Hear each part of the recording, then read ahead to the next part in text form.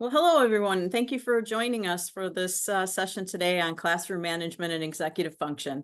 I'm Renae Ouillette, and I'm currently an implementation specialist for Reflection Sciences. And I'm also a school psychologist. And prior to having the pleasure of working with Reflection Sciences, I was a school district administrator for many years, and I certainly know what's going on out there right now in terms of some of the challenges that we're having. So I hope today I can share with you a little bit about how executive function can contribute to more successful classroom management and just help you do your job a little bit better. So I'm going to start off today with talking about our current reality, which most of you probably already kind of know that there's some challenges out there. I'm going to talk about what is executive function, why those skills are important, particularly in early childhood. And we're going to talk a little bit about building executive function skills at school. And the graphic that you see there of the hands holding the brain, I specifically put that in there because as educators, we build brains. We are in the job of growing brains and helping kids to be successful. And so we have a very important job. And most of the time, we don't learn about brain science and cognitive psychology as we go through our training programs. So some of this information is very new to educators, and I think it's really critical that we have a better sense of what's going on in terms of our brains and our executive function skills. So some current statistics that aren't really healthy. 84% of teachers say that students are developmentally behind in their self-regulation and relationship building skills compared to prior to the pandemic. And I'm sure most of you, if you are out there and in the trenches, you have seen this. And we see a lot of our young kids coming in with significant dysregulation. We also have reports that we see a lot of kids lacking focus or they're inattentive uh, to a moderate or severe level, which definitely has an impact on learning in school. And I think another one that's really important for us to understand is that we are now serving more children in special education than ever been recorded. And most places are approaching 20% of their population being served in special education. And there's a number of reasons for that, but I do think that the significant dysregulation that we're seeing and the challenges that we're seeing with kids learning is a big factor in why we're seeing more referrals to special education. So what is executive function? Executive function is an important set of mental skills or cognitive skills that help us pay attention, self-regulate, remember information, and adapt to new situations. So they're the skills that help us learn. They're the skills that help us set goals and plan. And oftentimes they're referred to as kind of the air traffic controller of the brain, that central place where, information is being controlled and decisions are being made so that, planes don't hit each other and, crash.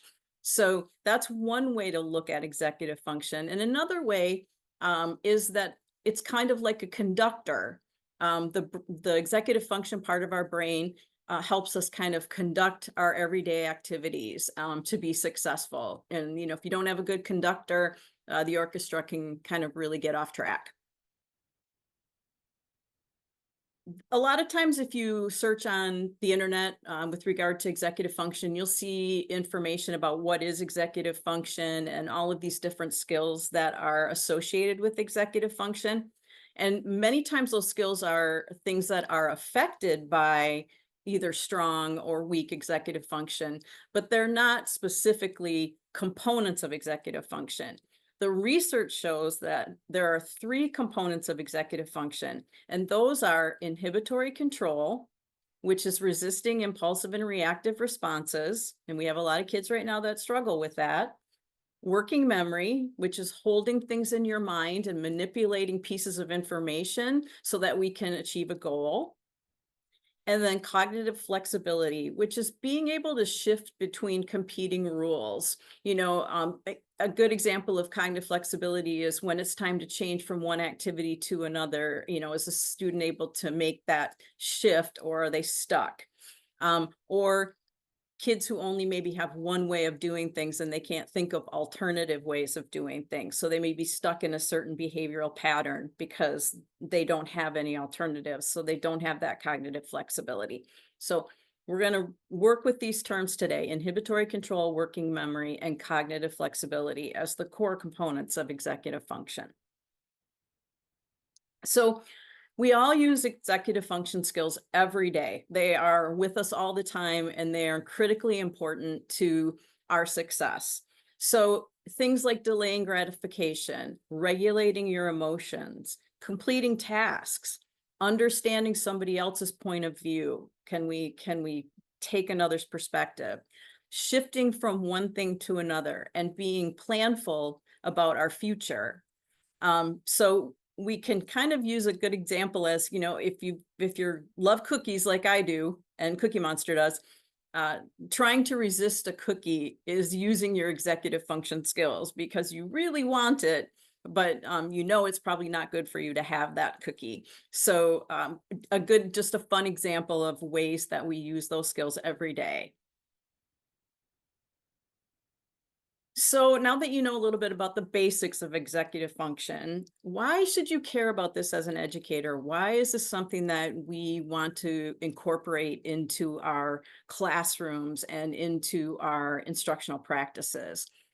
Well, we know from research that children and adults with well-developed executive function are better able to make decisions, solve problems independently, and adjust their behavior to fit environments. Now, if we had kids and adults that could do that successfully all the time, wouldn't we have a great environment for all of us to exist in? EF skills play a very key role in social interactions, and we all know that social emotional learning is a buzz term right now, and a lot of focus is being put on helping kids learn social skills. Keep in mind that if executive function skills are weak and kids are struggling, they probably will be struggling with those social emotional skills because they don't have the executive function skills to create those healthy interactions. EF skills help young learners identify and regulate their emotions. Again, we're talking about understanding someone else's perspective. Why are they behaving the way they are? What might that person be thinking? EF skills have also been linked to improved mental health outcomes, including lower levels of stress and anxiety. And we see a lot of stress and anxiety in the classroom with our children, and we also see it with the adults in the school environment. So anything we can do to help lower those levels of stress is certainly going to create a classroom environment that is more conducive to learning, and is more joyful. So early learning is the most important time for focusing on executive function. Early childhood is when the brain is just exploding in terms of learning and growth and development, and many patterns are set for students prior to the time that they enter kindergarten. So all of you that are working in early learning, early childhood, you have such an important job. And I don't think that it's always recognized to that extent. So just to know, we're not born with executive function. We're born with the potential to develop our executive function, and we need healthy environments and good models and good nutrition and all of those things in order to develop strong executive function skills. But we also know from the research that EF skills can be taught and they can be learned. And we know now that brains can change. When I went to school way back in the day, we weren't taught much about the brain. And I don't know that that's happening really all that much even today in teacher programs. But we always were kind of told that, kids were where they were at, and if kids struggle with learning, they were always going to struggle with learning, that the brain was static. And the brain is not static. Brains can change. We now have a term, neuroplasticity, which means that we can grow more neurons, we can make more connections, good connections, if we do some things in the classroom to help those parts of the brain grow and get healthy.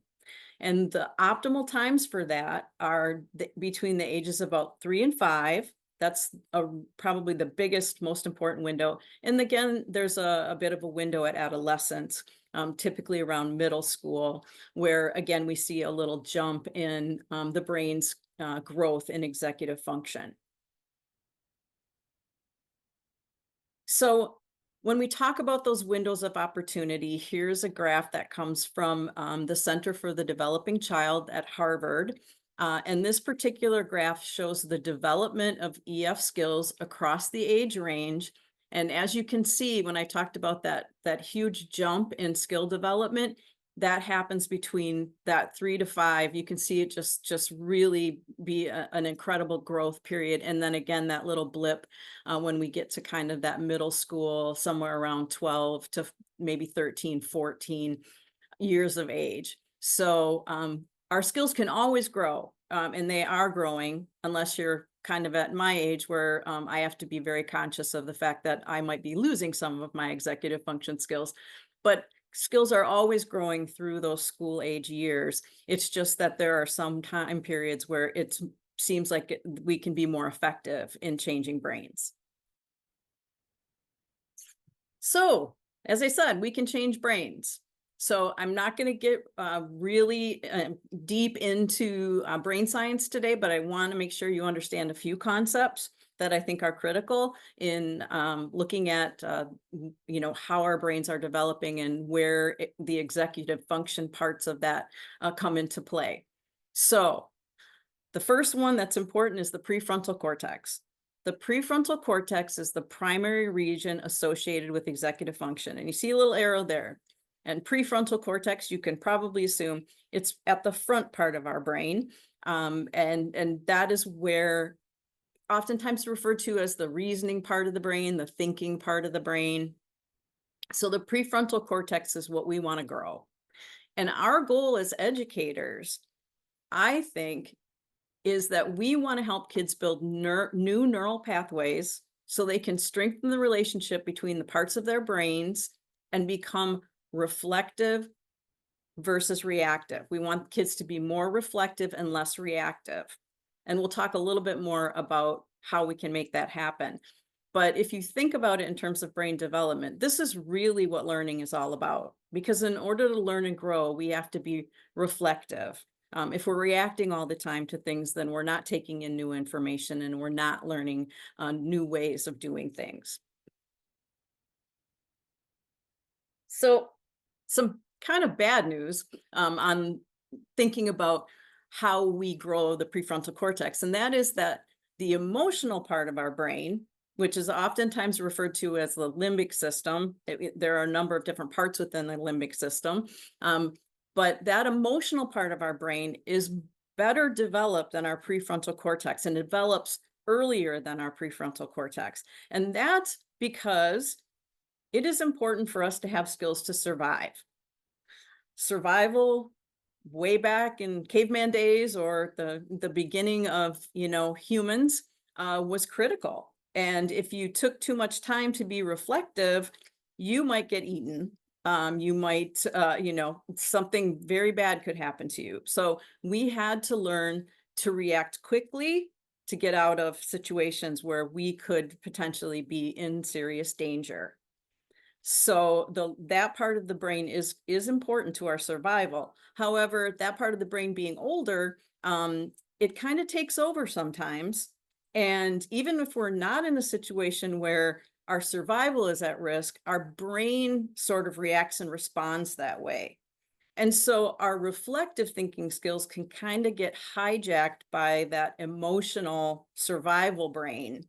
And when that happens, actually, when you are in that kind of survival mode, or when your brain is, operating from that emotional perspective, the prefrontal cortex goes offline, which means that we aren't in our thinking brain. A good example of that would be if you've ever had someone cut you off when you're driving. Typically we don't sit and think, oh, maybe that person, is having a medical condition and they need to get to a hospital right away. And, I really hope they get there on time. And no, typically we react with frustration and, we might give, inappropriate hand gestures. We may do a number of different things that really just come out of that, our emotions, because we're frustrated, because we're angry, because we can't believe somebody would drive that, silly. So that's an example of when you're in your emotional brain. Another time that you can be in that emotional brain is when a child behaves inappropriately. Oftentimes we get emotional about that, and we're in our emotional brain, and our first response is stop doing that, or to do something where we want that behavior to distinguish, and we want we want the child to behave appropriately. But when we are in our emotional brain and the child is in their emotional brain, it's not a good time for learning, and it's not a good way for us to approach teaching alternatives to things we don't want them to do. So that is my very quick kind of navigation through executive function in terms of what it is and why it's important and how things kind of work in the brain. And now what I'd like to do is to give you 5 ways that building executive function skills in your classroom can improve classroom management, climate, learning. It can really make a tremendous difference in the way that kids operate and the way that adults operate. And I think that this is really a key to how we can train future educators to help our kids learn. So, number 1, it doesn't start with the kids, it starts with the adults. Because executive function in kids is going to develop faster if the adults have strong executive function skills as well. And that's because adults with strong executive function skills are better able to reflect in the moment so that they are able to, if they can access their executive function, they can pause. And I probably should have used that word earlier in this, because really a lot of what we're talking about is pausing and giving our brain time to get that prefrontal cortex online. So adults with strong executive function skills can reflect in the moment, say, what is happening here? What do I need to do? They can think more, almost like they're investigating what's happening versus responding to things. They can regulate their own emotions. So they can kind of understand when they're being triggered by what a child is doing, and they can regulate those emotions and use their prefrontal cortex to think more from that reasoning place. They can maintain calm. And if an adult can maintain calm, it helps the classroom maintain calm. And then they can respond intentionally. What do I really want to do here? Rather than responding reactively and then having to apologize later, or making the situation worse by responding from that emotional place. So this allows teachers to respond more effectively to misbehavior, because they can create that classroom climate where kids can thrive. So maintaining calm, responding intentionally, being regulated in your own emotions are clearly important within a classroom environment.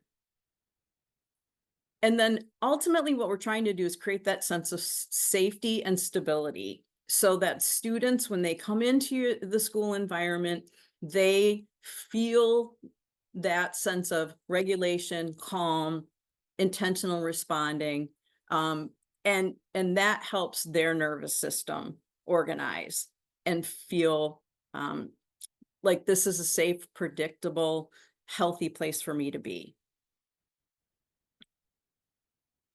So a dysregulated adult can never calm a dysregulated child. And you've probably seen variations of this in different presentations you've seen, or, if you're on any of the social media, because this is truly an important concept. So you as an adult have to stay in a regulated place. You as an adult have to understand your executive function, and then you have that opportunity to respond in a healthy way to a child who's nervous system is not developed yet and who needs you to be that external source of control and calm. So again, it's really about that reflection versus reaction and taking a pause, stepping back, putting things into perspective. How important is this right now? You know, if I react in this way and I escalate this child, isn't that going to take more time out of my classroom than if I try to take an approach where I stay calm? And it's also understanding that the child is not in a place of learning or growth because their prefrontal cortex isn't online if they are behaving in a way that is dysregulated. So it's very important to take that moment to pause. And sometimes some people say from research that it can even be like 6 seconds. And if I were to pause right now for 6 seconds, it would actually feel like a long time, even though when we say 6 seconds, it doesn't seem that long. But I will tell you that being reflective and not reaction takes deliberate practice. It is not something that we as humans do naturally. We have to practice it. Our natural responses are going to be reactive. Our natural responses are going to be more negative because we have to always think about, what could go wrong because of survival. So we're hardwired for that. And so we have to really practice this. We have to do this deliberately, because it's not something that's going to just come naturally to most people. So some of the ways we can do this in the classroom are if the adults model reflection aloud using reflective self-talk, talking about their own behavior. Oh, I really wasn't thinking when I made that decision. Oops. And using the language of I need to get my prefrontal cortex, online so that I can make a good choice. And then embedding reflective activities throughout the day in the classroom environment. So we're going to talk now about some ways that we can do that. Before I want to jump to the next one, I just want to give you a quick scenario of a reactive response versus an intentional response. And a reactive response to a child throwing a toy across the room during free play would be, stop throwing those toys, that's dangerous. That's your automatic systems, responding from that emotional place. That is going to be shaming or fearful to a child, and it could potentially escalate the child, or it could shut them down, fight, flight, freeze. Kids can react in multiple ways, to those types of adult verbal responses. And the classroom environment then becomes chaotic. Other children pick up on the tension. They might become anxious. They might shut down as well. And so then their learning is suffering from this interaction between the teacher and the child that's throwing a toy. If you look at an intentional response or a reflective response, the teacher's taking a deep breath. They're kneeling at the child's level and they're calmly saying, throwing toys can hurt someone. Let's talk about why this happened. And you might want to wait let's talk about why this happened until the situation is over. And then you can regroup with that child and have a conversation when maybe they're in a better place. But the outcome of that the outcome of that reflective response is that the child feels heard and they learn why the behavior is inappropriate. And then you want to guide them toward problem solving for, maybe a different way of doing things if they were upset. So it's just a learning process rather than a shameful process. And when you're doing this, the classroom is calm. Other children observe that this very constructive approach, they don't shut down because they don't feel anxious or fearful of what might happen with the teacher. They can continue their learning. And it's just great modeling. So that was the first one, adults. And I focused a lot on that because I still believe very fully that adult executive function is so critical in the classroom for kids to be able to grow their own executive function. So the second thing is to develop kids' executive function by teaching them about executive function. That is really helpful in developing self-awareness, self-regulation, and growth. And we really want kids to have that growth mindset, which is a big part of you know, being able to become more self-aware and to know that they can get better and that they have control of how their brain develops. And those are really powerful things for children to learn. Even young kids can understand the basics of executive function skills and, early brain development. You can start using those concepts with them and modeling those things and talking in a way that is much more brain friendly. So I think those are good things. You can, doing that self talk. There's research that shows that the more you do that self talk of your own reflective practices, kids start to pick that up, and then they start to do that reflective practice out loud, and then they internalize it. So that process of pausing and reflecting, practice, practice, practice. So all kids are excited about learning about the brain. They can learn basic concepts, and there's definitely ways that we can teach children about executive function. So what are some practical ways that you can teach that, in addition to kind of modeling your own processes for reflecting? Simple language, visuals, pictures of the brain, talking about the prefrontal cortex, talking about or the thinking brain, talking about the emotional brain. There are a number of programs and resources out there for those kinds of lessons. Um, Modeling EF skills is huge. So the more that they see the adults model healthy executive function, the better those children are going to be able to grow their own executive function. Practicing through activities, and we'll share a few activities in this session that you can utilize to kind of really focus in on executive function development. Fun things, games that we can do with kids that sometimes we think maybe are just things you do, after you've gotten all your learning done or your lessons done, but they're really actually critical to early development. And then celebrate progress, as kids are using, their prefrontal cortex, they're using that thinking brain. If you see those things happening, being able to really celebrate that progress with a student or a classroom or a group of students. So we mentioned doing some activities, and one of the things that is really, I think, a valuable resource of reflection sciences that we have available are some activities that help with growing that prefrontal cortex and focusing on executive function skill development during daily classroom routines. In a classroom where in a place where kids can feel safe to practice these things. The more we do these kind of activities, the more it reduces disruptive behavior because kids are growing that part of their brain that can help them pause, reflect, and react better rather than that immediate negative behavior that maybe has become, kind of their go-to way of approaching things. So these graphics here show you a couple of different things. One is games like Simon Says. And when we're doing things to help grow the brain and help grow executive function skills, we want to change it up. We don't want to do it exactly the same way, maybe that it's always been done. We want to change the rules sometimes because that makes, if you change a rule, then it doesn't become habitual.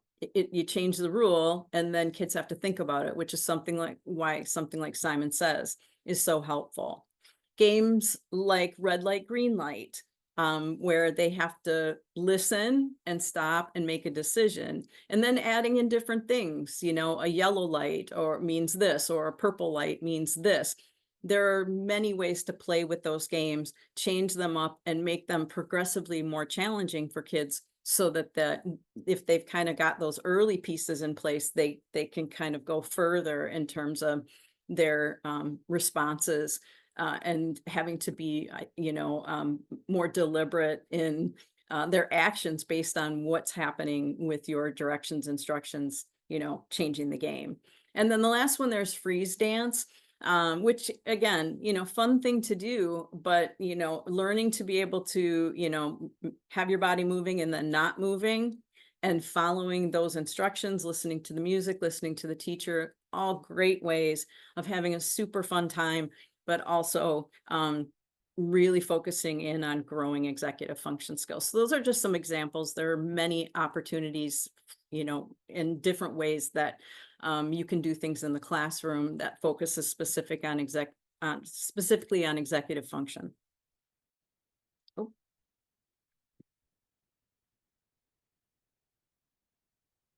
So we want to engage in those structured activities that activate the prefrontal cortex because young kids learn by doing. I would argue that all of us learn by doing, and that things like paying attention and thinking flexibly and keeping information in your mind and reflecting on learning, they don't just happen.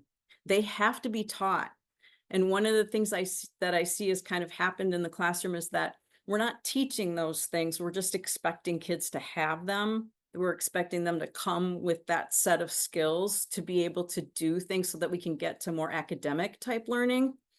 But we really have to engage kids in activities they enjoy and then practice those skills that we want them to be able to do. We want to keep in mind impulse control, working memory, and then cognitive flexibility. That those three things to me should be just like reading, writing, mathematical concepts. They are key things that kids need to learn in order to be healthy students and then healthy adults as well. Because we can think about a lot of adults we probably know that have struggles with these things.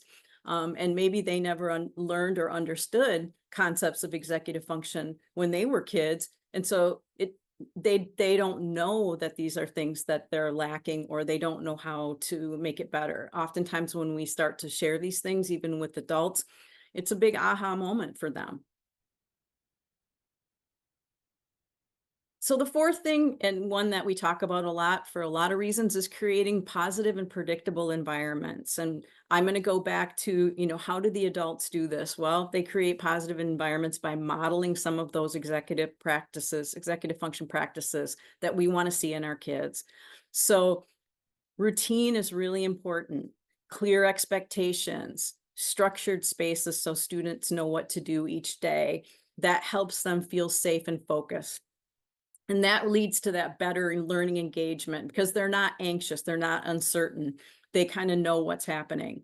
As we practice executive function, you can change up the routines a little bit because that's a great way to grow the brain by saying, okay, we're going to do a little different today, giving warnings. But kids need to know that there's a structure, and they also need to trust their teacher. So if that structure changes, that person can give them that guidance to say, this is okay. And then we can shift. So starting with those predictable routines, those clear expectations, that is critical to having kids start to learn what it feels like to regulate in a classroom. And the fifth one of kind of the ways that we can help kids is one that is very near and dear to me, and I think to a lot of people that are involved in early childhood education, and that is the need for increased movement and unstructured play. Both of those things are, from the research, they're evidence-based practices for growing executive function. They are not just fun things you do when you have time. These are things that should be embedded in the learning because especially with movement, there is a very strong link between movement and the motor part of the brain and cognitive development, the prefrontal cortex. They are very, very connected. So as young learners, kids learn from movement. They need that movement to give their body messages to help them understand. So if they're sitting too long or they're in an environment where it's a much less, physically, or tolerant, I should say, of physical movement, that can be really debilitating, and it can very much affect executive function development. So the more movement we can allow kids, the better their cognitive development. So doing movement activities and cognitive activities together is a great way to, grow that executive function. So um, I look at our occupational therapists and say they kind of had it. They knew how to take movement and cognitive skills and put them together in activities that were really great learning activities. And I always wished all of our students could have access to that occupational therapist. And so movement, critical. The other one is unstructured play, which we know our kids are very structured today. We kind of manage everything for them or manage too much for them. Maybe it's fear of them being outside alone. Maybe it's the feeling the need to have every moment structured so learning is happening. Well, a lot of learning happens during unstructured play. And so we really need the opportunity to have kids practice those executive function skills. As we said, impulse control, working memory, cognitive flexibility. Unstructured play with other kids gives kids the opportunity to work those things out. They need to use those things to develop their social skills and their friendship skills. And if you can do these things outside, all the better, because we know that if kids are in nature, kids are outside, that is a huge way of getting them just engaged in the learning and growing and developing. And now, today we look at, the reduction in recess, and we look at, environments where kids have lack of opportunity to get outside. So if that's possible, again, that is a huge way for kids to just enjoy and learn and grow and have a good time, all while developing their brain. So as we're wrapping up this very short presentation, I want to have a couple of key takeaways for you. And I want you to think about the fact that maybe misbehavior in young children is really about underdeveloped executive function, rather than them just wanting to be a bad kid or be disobedient. Maybe they've had situations in their life that have made that emotional brain, much more solid and important to them, because they feel that sense of, the need to survive. There's fear, there's anxiety, there's stress. We know the world is stressful. We know parents are stressed. Even the Attorney General, of the, of the United States, I think just came out and, talked about the fact that parents are stressed, and that that's something that we should be looking at as a national health crisis. So we do need to have a better sense of why kids are misbehaving, and think about using our reflective skills to be more of a detective as to why they're misbehaving, and helping them grow those executive function skills. We know that if teachers understand executive function and they can use more skills and strategies to teach and strengthen those skills, then our classrooms are healthier, they're more easy to manage, and our learners are more engaged, which I just feel is the ultimate goal for educators, for you to be happy and have joy in your classroom, and for the kids to come in and have a joyful experience as well while they're growing and learning. An adult's proficiency in executive function, I'm going to go back to that number one strategy, it can result in tremendous growth in the students. So it's, if you want a starting point, a great starting point to move forward is to do some work on your own executive function skills and learn a little bit more about ways that you can become more mindful. I want to thank you for the opportunity to share with you today. And I'm going to offer up the opportunity for some questions and feedback. I have Haley Bicey with me as one of my colleagues, who is going to kind of let me know if there's information in the chat for questions. We do have a question here. Which is, once you use an assessment to identify children who are struggling with EF development, what do we do then? Am I just relying on implementing the activities you discussed in this presentation?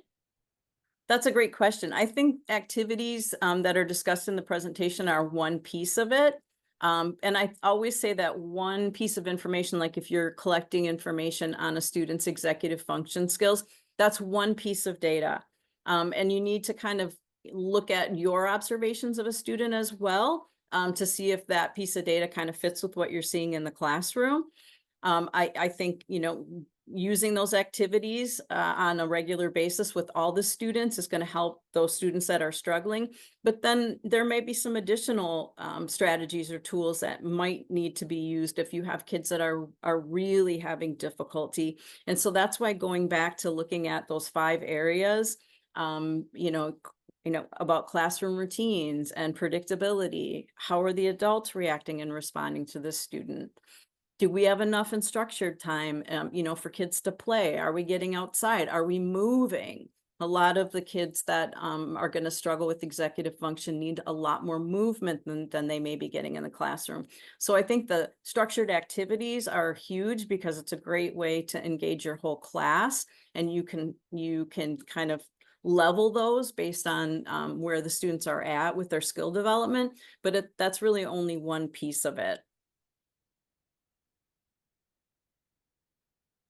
Thanks, Haley, do you Renee. have any other questions? I don't believe so. Do we have any other questions out there that we can attend to? Otherwise, we're available for questions after as well. Yeah, and I really encourage people to check out reflectionsciences.com with if they're interested in executive function and resources for executive function. And I want to thank you again for listening and attending today, and good luck with growing those brains. Thank you. Thank you, everyone.